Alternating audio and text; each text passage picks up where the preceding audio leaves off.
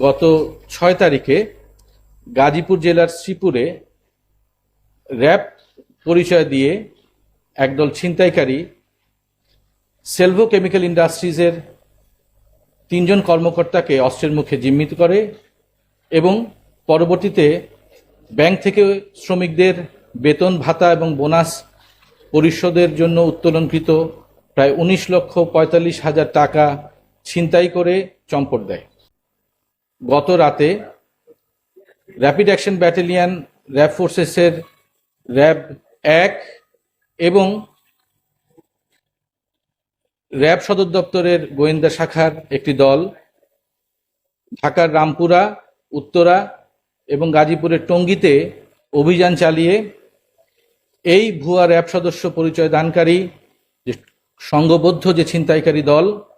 তাদের ৫ জন সদস্যকে গ্রেফতার করে এবং এই ছিনতাইয়ের সাথে সম্পর্কিত একটি মাইক্রোবাস, ২টি ভুয়া র্যাব জ্যাকেট, ২টি খেলনা পিস্তল, ২টি ভুয়া র্যাবের ক্যাপ, কয়েকটি রাউটার এবং অন্যান্য সরঞ্জামাদি জব্দ করে এবং এই ছিনতাইয়ের সাথে জড়িত এই র্যাব সদস্যদের জিজ্ঞাসাবাদ করে এই ছিনতাইয়ে ১৯,৪৫,০০০ টাকার মধ্যে ১,৬১,৯৭০ টাকাও আমরা উদ্ধার করতে সমর্থ হই। গ্রেফতারকৃতরা হলেন হামিম ইসলাম, রুবেল,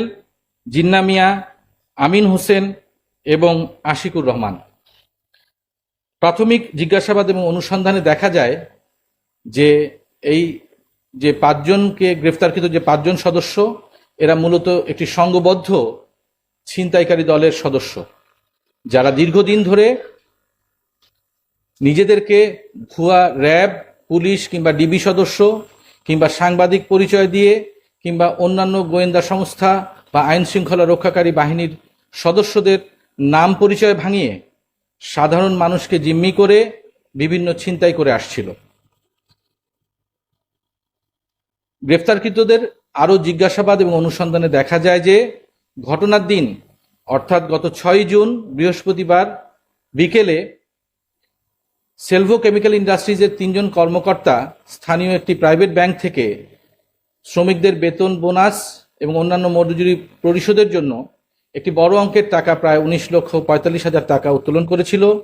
এবং উত্তোলন করে তারা একটি প্রাইভেট কারযোগে কারখানার দিকে রওনা করেছিল। কারখানার ৩ নম্বর গেটের সামনে আসলে তাদেরকে পথ রোধ করে দাঁড়ায় একদল ছিনতাইকারী। তাদের বেশভূষায় তারা ভুয়া র্যাব সদস্যদের পরিচয় দিয়েছিল, র্যাব সদস্য হিসেবে তারা পরিচয় দিয়েছিল এবং পরবর্তীতে এই ছিনতাইকারী দলের ব্যবহৃত যে মাইক্রোবাসটিতে তাদেরকে এই ৩ কর্মকর্তাকে উঠিয়ে নেয় এবং এরপরে তাদেরকে বিভিন্নভাবে শারীরিকভাবেও তাদেরকে লাঞ্ছিত করে এবং প্রায় ঘণ্টাখানেক ধরে বিভিন্ন জায়গায় তারা ঘোরাঘুরি করে। অতঃপর ঢাকা ময়মনসিংহ মহাসড়কের গাজীপুরের পোতাপাড়া নামক জায়গায় সন্ধ্যা ৬টার দিকে তাদেরকে নামিয়ে ওই টাকাগুলো অর্থাৎ যে তাদের উত্তোলনকৃত যে টাকার অঙ্ক সেই টাকাগুলো নিয়ে তারা চম্পট দেয়। এই ঘটনার অব্যবহিত পরে আমরা এই ঘটনার কারণ অনুসন্ধান করার জন্য এবং এই অপরাধীদের গ্রেফতারের জন্য আমরা বিভিন্ন কার্যক্রম পরিচালনা করি। গোয়েন্দা কার্যক্রম পরিচালনার মাধ্যমে আমরা গত রাতে তাদেরকে গ্রেফতার করতে সমর্থ হই।